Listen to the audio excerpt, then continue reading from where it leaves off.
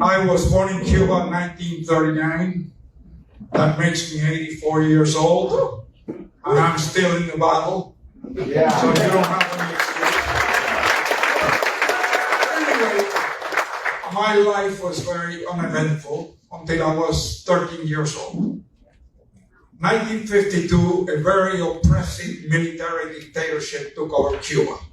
It was a dictator by the name of Batista.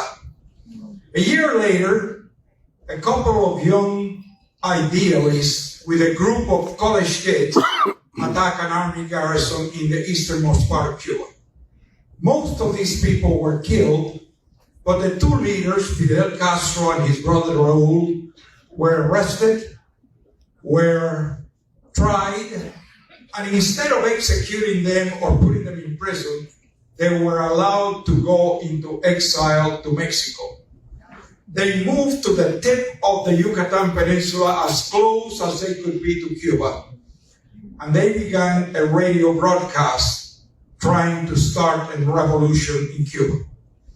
And the revolution started in the high schools and the universities. This young man by the name of Fidel Castro was talking about liberty, about freedom, about having the right to do what you wanted to do without pressure. And it was a message that resonated with the young kids. So I found myself as a teenager involved in a revolution led by Fidel Castro.